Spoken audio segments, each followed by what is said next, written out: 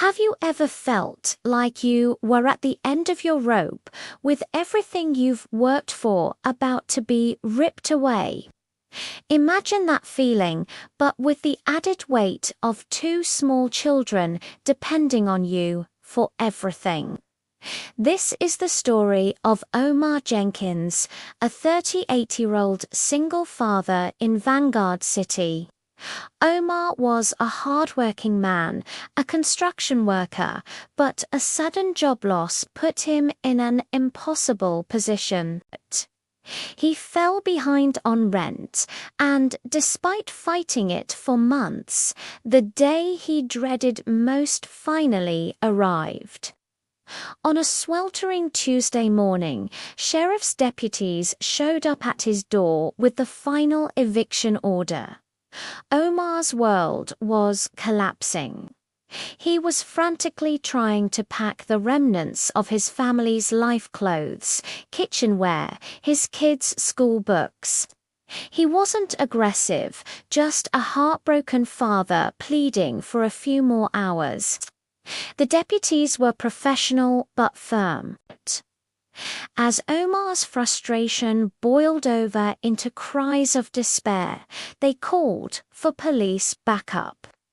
That's when Officer David Cole arrived, and the situation took a dark and violent turn. Officer Cole wasn't there to de-escalate. He stepped onto the scene with an aggressive, confrontational energy. While his partner hung back, Cole got right in Omar's face. "You had your notice, pal. Time's up," he sneered. "Get your junk out or we're clearing it for you." Omar, with tears in his eyes, gestured towards the apartment. "I just need a little more time," he pleaded. "Please, my kids' school books are still in there, their toys, ... double quotes. It was a father's desperate plea, but to Cole, it was just noise. "We don't care about your sob story," he snapped, closing the distance, deliberately invading Omar's personal space. The message was clear. You are powerless.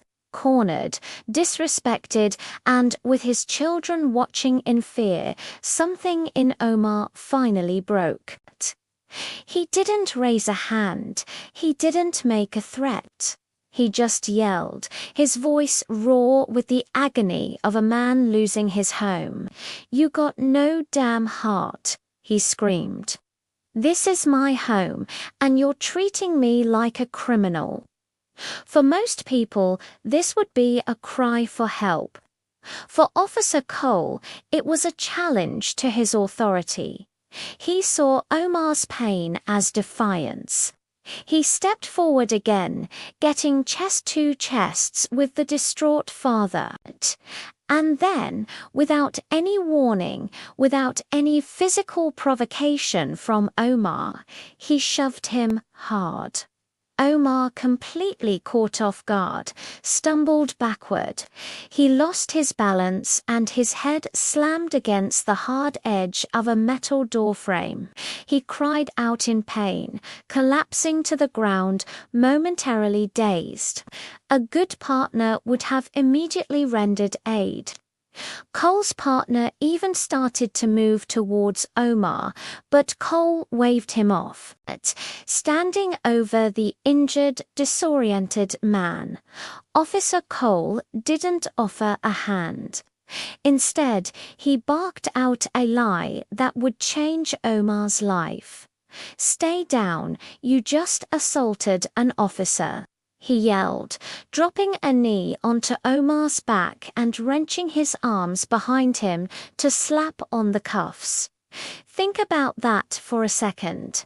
An unarmed, non-violent man, in the middle of being evicted, is physically assaulted by a police officer and then arrested for that very assault.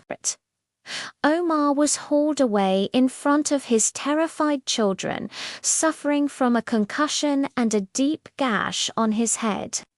He was charged with assault on a police officer and disorderly conduct, a criminal record that could destroy any chance he had of finding a new job or a new home.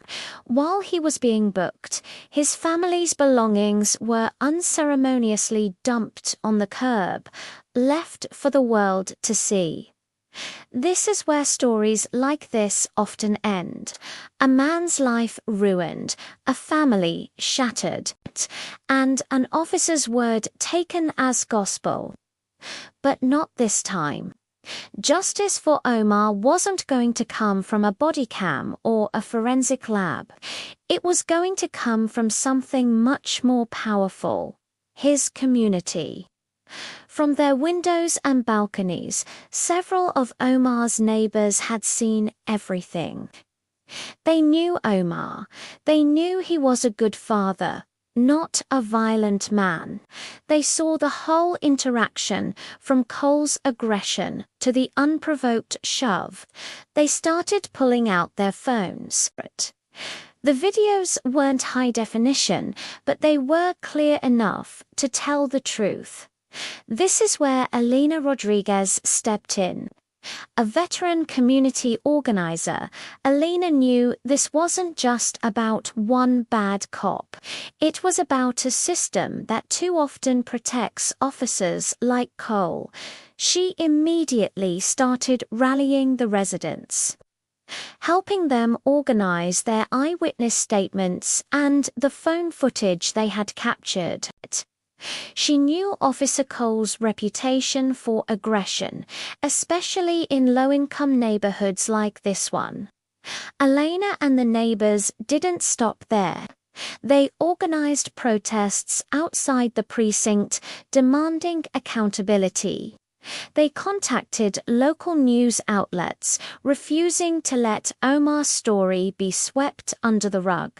Elena even did her own digging, uncovering a history of prior complaints against Officer Cole's pattern of aggressive behavior that the department had quietly dismissed or settled.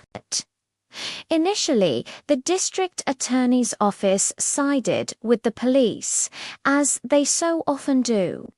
They took Officer Cole's report at face value and prepared to prosecute Omar, but they weren't prepared for the community's response.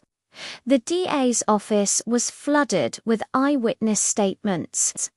The grainy phone videos, while not perfect, all showed the same thing.